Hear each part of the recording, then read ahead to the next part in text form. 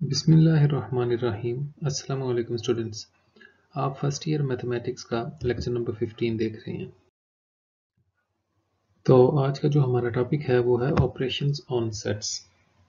जैसे हम नंबर्स पे मुख्तलिफ ऑपरेशंस करते हैं ना, उनको ऐड करते हैं, सब्ट्रैक्ट करते हैं, मल्टीप्लाई करते हैं, डिवाइड करते हैं, इस तरह सेट्स के साथ क्या क्या ऑपरेशन होते हैं देखें। सबसे पहले union. The union of two sets A and B is the set of all elements which belong to A और बी। यानी सेट ए में हो या बी में हो, जो भी एलिमेंट वो सारे ए यूनियन बी में लिख देंगे। Symbolically A union B is equal to X such that X belongs to A, और ये जो वी शेप में सिंबल लिखा हुआ है इसको और पढ़ते हैं, एक्स बिलोंग्स टू ए और एक्स बिलोंग्स टू बी। तो किसी भी एक में हो, किसी भी एक सेट में हो तो यूनियन में आ जाता है। दोनों में आ रहा हो तो उसको एक दफ़ा लिख देते हैं। ये बातें वही पुरानी।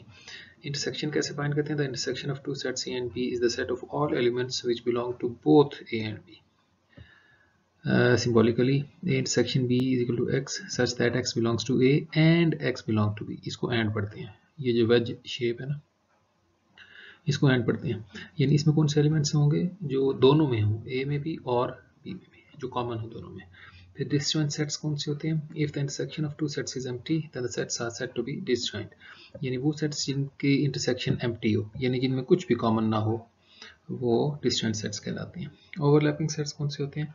If the intersection of two sets is non empty, यानी जिनमें कुछ ना कुछ कॉमन हो, and neither is a subset of the other then the sets are said to be overlapping. यानी उनमें कुछ ना कुछ कॉमन हो, लेकिन ऐसा ना हो कि पूरा एक सेट दूसरे का सबसेट हो। यानी ये इंटरसेक्शन भी तो नॉन एम्प्टी हो, सॉरी ये नॉन एम्प्टी है, ये ज़ीरो नहीं, ये 5 है।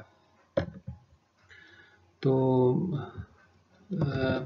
intersection B is non-empty and A is not a subset of B and B is not a subset of A। तो फिर ये ऐसे सेट्स को कहते हैं ओवरलैपिंग सेट्स। फिर डिफरेंस कैसे फाइंड करते हैं दो सेट्स का? The difference A minus B of two sets A and B is the set of all elements which belong to set A but do not belong to set B। यानी A minus B में कौन से element आएंगे जो set A में तो हों लेकिन B में ना हो। तो देखें इसकी डेफिनेशन कैसे है? x such that x belongs to a and x does not belong to b। तो ये बेसिक ऑपरेशंस हैं, इनके जरिए हम अपने क्वेश्चंस करेंगे। तो एक्सरसाइज 2.2 का एक ही क्वेश्चन है जो हमने करना है। तो let u is equal to, बाकी वन डायग्राम्स वाले हैं वो भी यहाँ पे हम कवर नहीं कर रहे। Let u is equal to 1 2 3 up to 10। a set है वो उसमें 2 4 6 8 10, और b सेट है 1 2 3 4 5, और सी सेट भी दिया हुआ है 1 3 5 7 9। अब कह रहा है कि list the members of the following sets. सबसे पहले कह रहा है ए यूनियन बी कैलकुलेट करें। तो ए यूनियन बी कैसे निकालेंगे? सेट ए में जो एलिमेंट है वो भी लिख देंगे, जो सेट बी में एलिमेंट है वो भी लिख देंगे, और जो दो दफ़ा आ रहे हैं जैसे ये 4 है उसको एक ही दफ़ा लिखेंगे, ऐसे मिला के लिख देते हैं, जो वही 10th क्लास वाला काम। फिर पार्ट 6 में कह रहा है A complement union C complement find करें। तो किसी सेट का कॉम्प्लीमेंट कैसे फाइंड करते हैं? ये जो डिफरेंस हमने पढ़ा ना सेट्स, इसी में ये ए का कॉम्प्लीमेंट से मुराद होती है कि यूनिवर्सल सेट में से ए को माइनस कर दें। ये जो यू है, यू माइनस ए जो है ये ए का कॉम्प्लीमेंट होता है। तो डिफरेंस कैसे निकालते थे? किसी से यू में से ए कैसे फाइंड करेंगे या कैसे माइनस करेंगे कि सेट यू के वो एलिमेंट लिखेंगे जो ए में ना हो, ठीक है। यानी सेट यू में तो हों लेकिन ए में ना हो, वो कौन से होंगे? सेट यू में तो 1 से लेकर 10 तक सारे हैं। अब ए में कौन से हैं? 2 4 6 8 10, यानी इवन है। तो सेट यू के वो एलिमेंट लिखने थे जो सेट ए में ना हो, तो वो कौन से होंगे? जो ऑड हैं, 1 3 5 7 9, तो वो लिख दिए, ये ए का कॉम्प्लीमेंट है। इसी तरह हमने सी का कॉम्प्लीमेंट निकालना है। सी का कॉम्प्लीमेंट का क्या मतलब होता है? यू माइनस सी। अब सेट यू के वो एलिमेंट लिखने हैं जो सी में ना हो, सी में ऑड आ रहे हैं तो इधर से इवन बच जाएंगे, ये देखें 2 4 6 8 10 बच जाएंगे पीछे। अब इन दोनों की यूनियन लेनी है, A complement union C complement find करना था। तो A complement union C complement के लिए क्या करेंगे? इन दोनों को मिला के लिख देंगे। देखें 1, फिर उधर से 2, फिर ये 3, फिर उधर से 4, फिर इधर से 5, फिर उधर से 6, इस तरह से मिला के लिख दिया। तो ये एक्चुअली कौन सा सेट आ रहा है? ये यूनिवर्सल सेट के इक्वल आ रहे हैं। तो इस तरह से है, ये सिंपल क्वेश्चन है, यूनियन, इंटरसेक्शन और कॉम्प्लीमेंट। इसको देखिए आपने इस क्वेश्चन का पार्ट 2 और 7 कर लेना है। तो नेक्स्ट देखिए कुछ प्रॉपर्टीज़ हैं। सबसे पहले commutative property. Commutative property of union क्या होती है कि A union B is equal to B union A. जैसे हमने चैप्टर 1 में commutative property with respect to addition पढ़ी थी, वो क्या थी, A plus B is equal to B plus A. बिल्कुल उसी तरह से तो इंटरसेक्शन की क्या प्रॉपर्टी होती है commutative property, A intersection B is equal to B intersection A. फिर एसोसिएटिव प्रॉपर्टी है, एसोसिएटिव प्रॉपर्टी ऑफ यूनियन क्या होती है, A union B union C, यानी बी और सी का पहले यूनियन ले लें और जो रिजल्ट आए उसका ए के साथ यूनियन लें, या ए और बी का पहले यूनियन ले लें बाद में सी के साथ लें तो सेम आंसर आता है। इसी तरह इंटरसेक्शन की भी प्रॉपर्टी है कि ब्रैकेट की पोजीशन चेंज करना चाहें तो कर सकते हैं। फिर डिस्ट्रीब्यूटिव प्रॉपर्टी भी दो तरह की है, एक है distributive property of union over intersection. इसमें यूनियन जो है वो डिस्ट्रीब्यूट होता है ओवर इंटरसेक्शन। तो इसको कैसे ओपन करते हैं, A union B intersection C. तो ये आ जाएगा ए यूनियन बी इस तरह से, फिर ये दरमियान वाला ये वाला इंटरसेक्शन, फिर ए यूनियन सी, जैसे मल्टीप्लाई नहीं करते थे बिल्कुल उसी तरह से। फिर the distributive property of intersection over union कैसे होगी, ये देखें इंटरसेक्शन ओवर यूनियन। इसमें ए इंटरसेक्शन बी आएगा पहले ये, फिर ये वाला सिंबल लिखते हैं यूनियन, फिर ए इंटरसेक्शन सी ये वाला। फिर डिमॉर्गन्स लॉ है वही वाले मैट्रिक वाले कि A union B whole complement is equal to A complement intersection B complement. देखें ये बदल जाता है, यूनियन जो है इंटरसेक्शन बन जाता है, और A intersection B whole complement is equal to A complement union B complement. Intersection जो है वो यूनियन में बदल जाता है जब कॉम्प्लीमेंट को ओपन करते हैं, दोनों पे अप्लाई करते हैं तो इस तरह से ये प्रॉपर्टीज़ आपने इनके नाम याद रखने हैं।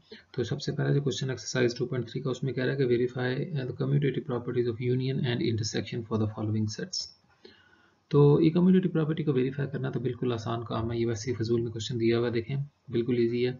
ए सेट दिया हुआ है, एक बी सेट दिया हुआ है, तो ए यूनियन बी फाइंड करते हैं। ए यूनियन बी में क्या करना होगा, इन दोनों को मिला के लिखते हैं। पहले ए सेट लिखे हैं, यूनियन बी सेट लिखे हैं, अब इनको मिलाएंगे तो 1 आ जाएगा, 2 आ जाएगा, 3 आ जाएगा, फिर 4 दो दफ़ा आ रहा है, एक दफ़ा लिख देंगे, फिर 5 आ रहा है, फिर इधर से 6 आ रहा है, फिर 8 आ रहा है और 10 आ रहा है। फिर बी यूनियन ए फाइंड करेंगे तो पहले बी लिख लें बाद में ए लिख लें, तो फिर भी तो एलिमेंट्स तो वही आएंगे ना, 4 6 8 10 और 1 2 3 5, तो वही वाले एलिमेंट आ जाएंगे दोबारा। तो देखें दोनों का आंसर सेम आ रहा है, इसका मतलब है ए यूनियन बी और बी यूनियन ए इक्वल है। इसी तरह ए इंटरसेक्शन बी फाइंड करेंगे तो ए को पहले लिखें और बी को बाद में लिखें, तो कॉमन एलिमेंट कौन से आएंगे, सिर्फ 4 कॉमन है। तो अगर बी को पहले लिखें और ए को बाद में लिखें तो कॉमन एलिमेंट तो फिर भी वही रहेगा ना 4। तो इस तरह से ये दोनों इक्वल है। तो देखें इन सेट्स में कम्यूटेटिव प्रॉपर्टी होल्ड कर रही है with respect to union B और with respect to intersection B. Next question number 3 है verify De Morgan's laws for the following sets. तो एक यूनिवर्सल सेट दिया हुआ है 1 से लेकर 20 तक है, इसमें पूरे 1 2 3 4 5 अप टू 20, और सेट ए दिया गया है उसमें इवन एलिमेंट्स हैं 2 4 6 और 20 तक। सेट बी दिया उसमें ऑड नंबर्स हैं 1 3 5 अप टू 19। तो डी मॉर्गन लॉज को वेरीफाई करना है, तो उसके लिए देखें पहले ये वाला लॉ वेरीफाई करेंगे, ए और बी के यूनियन निकालते हैं। ए यूनियन बी कैसे निकालेंगे, इन दोनों को मिला के लिखना है। जब इन दोनों को मिला के लिखेंगे तो 1 2 3 4 5 6 पूरे ये 20 तक कवर हो जाएंगे। ये देखें 1 2 3 4 अप टू 20। तो जब इसका कॉम्प्लीमेंट लेंगे, ये देखें लेफ्ट हैंड साइड से, तो इसका जब कॉम्प्लीमेंट लेंगे तो कॉम्प्लीमेंट का मतलब होता है यू में से माइनस करना है इसको, ए यूनियन बी को। यानी माइनस का क्या मतलब होता है कि यू के वो एलिमेंट लिखने हैं जो ए यूनियन बी में ना हो। तो यू के तो सारे ही एलिमेंट ए यूनियन बी में आ रहे हैं ना, तो यानी यू में से ए यूनियन बी वाले निकाल देने थे, तो इसमें से निकालेंगे कुछ भी नहीं बचेगा, एम्प्टी सेट। ठीक है, ये लेफ्ट हैंड साइड निकल आए। अब राइट हैंड साइड के लिए हमें क्या चाहिए, ए कम्प्लीमेंट निकालना है, बी कम्प्लीमेंट निकालना है, फिर उनका इंटरसेक्शन लेना है। तो ए कम्प्लीमेंट निकालते हैं, यू में से ए वाले निकाल दें, यू में से ए वाले निकाल देंगे तो पीछे ऑड वाले रह जाएंगे 1 3 5 अप टू 19। फिर बी कम्प्लीमेंट निकालें, बी कम्प्लीमेंट का तरीका है यू माइनस बी, यानी यूनिवर्सल सेट यू में से बी वाले निकाल देंगे। अब यू में से जब बी वाले निकालेंगे तो पीछे इवन रह जाएंगे ना ये वाले 2 4 6 अप टू 20। तो अब क्या करना है, इन दोनों का इंटरसेक्शन लेना है। इंटरसेक्शन का मतलब होता है जो दोनों में कॉमन हो। तो ए कम्प्लीमेंट में ऑड आ रहे हैं, बी कम्प्लीमेंट में इवन आ रहे हैं, इनमें तो कुछ भी कॉमन नहीं है। जब कुछ भी कॉमन ना हो तो एम्प्टी सेट लिखेंगे 5। तो 1 को देखें और 2 को देखें, दोनों का आंसर सेम आ रहा है ना। So A union B whole complement is equal to A complement intersection B complement. अब दूसरा लॉ जो है डिमॉर्गन का वो वेरीफाई करते हैं। उसमें पहले ए और बी का इंटरसेक्शन लेना है। अब ये ए सेट है, इसमें इवन है, बी सेट में ऑड आ रहे हैं, इन दोनों में कुछ भी कॉमन नहीं है, तो इंटरसेक्शन इनकी एम्प्टी आएगी। ऐसे सेट्स को डिसजॉइंट सेट्स कहते हैं, अभी हमने पढ़ा था। अच्छा, फिर इसका कॉम्प्लीमेंट चाहिए हमें। कॉम्प्लीमेंट में क्या करना होता है, यू में से माइनस करना है इंटरसेक्शन बी को, यानी यू में से ये वाले एलिमेंट निकाल देने हैं इंटरसेक्शन बी वाले। अब ए इंटरसेक्शन बी में तो कुछ आ ही नहीं रहा, यानी यू में से कुछ भी नहीं निकालना, पूरा का पूरा यू आ जाएगा 1 से लेकर 20 तक। फिर ये तो लेफ्ट हैंड साइड का आंसर आ गया, ये वाला। अब राइट हैंड साइड के लिए ए कम्प्लीमेंट और बी कम्प्लीमेंट निकालते हैं, फिर उनका यूनियन लेंगे। ए कम्प्लीमेंट निकालेंगे तो अभी हमने पहले भी निकाला था, तो यूनिवर्सल सेट में से ये इवन वाले निकाल देंगे तो ऑर्डर रह जाएंगे। इसी तरह बी कम्प्लीमेंट जैसे ऊपर निकाला था बिल्कुल इसी तरह से इवन वाले आ जाएंगे। अब इनका यूनियन लेना है इस दफ़ा, तो यूनियन से मुराद है इनको मिला के लिखना है। तो मिला के लिखेंगे तो यहाँ से 1 आ जाएगा, वहाँ से 2, यहाँ से 3, वहाँ से 4, यहाँ से 5, वहाँ से 6 एंड सो ऑन चलते चलते 19 20 तक चला जाएगा, पूरा सेट आ जाएगा। तो देखिए लेफ्ट हैंड साइड का आंसर भी 1 से 20 तक आया, राइट हैंड साइड का आंसर भी 1 से 20 तक आया। इसका मतलब है A intersection B whole complement is equal to A complement union B complement. तो इस तरह से था क्वेश्चन नंबर 3। आपने क्वेश्चन नंबर 6 कर लेना, वो बिल्कुल ही सिंपल सा। और लास्ट में देखें क्वेश्चन नंबर 7 और 8। क्वेश्चन नंबर 7 में यूनिवर्सल सेट दिया है वही वाला 1 से 20 तक। सेट ए जो है वो ऑड नंबर्स वाला है, तो कह रहे हैं वेरीफाई करें कि ए और ए कम्प्लीमेंट की जो यूनियन है ना वो पूरा यूनिवर्सल सेट आएगा। तो देखते हैं, सबसे पहले ए कम्प्लीट, क्योंकि ए तो क्वेश्चन में दिया हुआ ना, ए कम्प्लीमेंट कैलकुलेट करते हैं सबसे पहले। तो वो किसके इक्वल होता है, यू माइनस ए। तो यानी यू में से ए वाले एलिमेंट निकाल देने हैं। तो यू में 1 से 20 तक सारे थे, ए में सिर्फ ऑड है, तो इनमें से ऑड वाले निकाल देंगे तो इवन रह जाएंगे पीछे 2 4 6 अप टू 20। ये ए कम्प्लीमेंट आ गया। ए कम्प्लीमेंट को देखें यूँ भी लिखते हैं, ऊपर छोटा सा सी भी लिखते हैं और इस तरह से प्राइम भी लिखते हैं, ए प्राइम। ये दोनों नोटेशंस हैं कम्प्लीमेंट के लिए। तो ए यूनियन ए कम्प्लीमेंट निकालते हैं। सेट ए लिखा हुआ ये 1 3 5 अप टू 19 और ए कम्प्लीमेंट जो है वो है 2 4 6 अप टू 20। इनको मिला के लिखेंगे ना जब, तो 1 से 20 तक सारे आ जाएंगे जो कि यू के इक्वल है। तो यही हमने प्रूव करना था कि A union A complement is equal to U. इसका पार्ट 2 आपने कर लेना।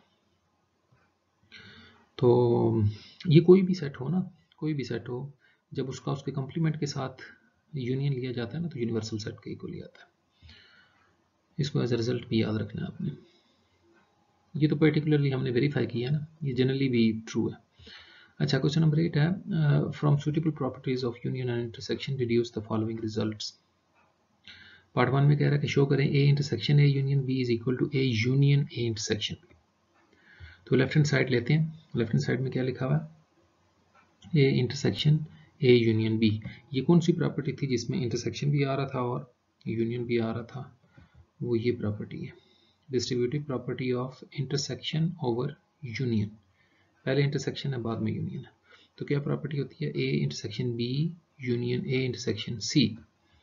तो हमारा क्या बन जाएगा, ये ए इंटरसेक्शन ए, ये यूनियन ए इंटरसेक्शन बी, ये bye distributive property of intersection over union. तो अब हमें पता है ए के साथ जब इंटरसेक्शन लेंगे ना, तो ये फॉर एग्जांपल ये सेट लिखा हुआ है ए, इसका अपने साथ ही इंटरसेक्शन लें तो सारे ही कॉमन आएंगे ना, दोबारा सेट ए ही आ जाएगा। तो किसी भी सेट की अपने साथ इंटरसेक्शन लेना तो वही सेट आता है। यूनियन, ये क्या लिखा हुआ है, ए इंटरसेक्शन बी, इसको ऐसे लिख दिया। तो इसकी रीज़न क्या, क्योंकि इंटरसेक्शन ए जो है वो ए के इक्वल होता है, इसकी जगह ए लिख दिया। तो देखें यही हमने प्रूव करना था, ये राइट हैंड साइड बन गई, बिल्कुल ईजी है। पार्ट 2 में A union A intersection B है, तो लेफ्ट हैंड साइड ली A union A intersection B. तो अब distributive property of union over intersection apply करें। उसमें क्या होगा, ए यूनियन ए पहले आएगा ये, फिर ये वाला सिंबल लिखते हैं इंटरसेक्शन, फिर ए यूनियन बी, ये union B, distributive property of union over intersection apply की है। फिर ए के साथ यूनियन जो है ना वो भी ए ही होती है। देखें ना, जैसे मिसाल के तौर पे ये सेट है, इसकी अपने साथ ही यूनियन लें, इसको अपने साथ ही मिलाएं तो यही आएगा दोबारा, ज़ाहिर है। तो ए यूनियन ए चूंकि ए के बराबर होती है तो इसकी जगह ए लिख दिया। तो क्या बचा, इस ब्रैकेट के बाद ये ए हो गया, फिर इंटरसेक्शन लिख दिया, फिर ए यूनियन बी। तो ये हमारी राइट साइड बन गई, देखिए राइट हैंड साइड। तो यूँ बिल्कुल ईजी क्वेश्चन हैं ये एक्सरसाइज 2.2 और 2.3 थी आपकी। यहाँ आज का लेक्चर खत्म हुआ।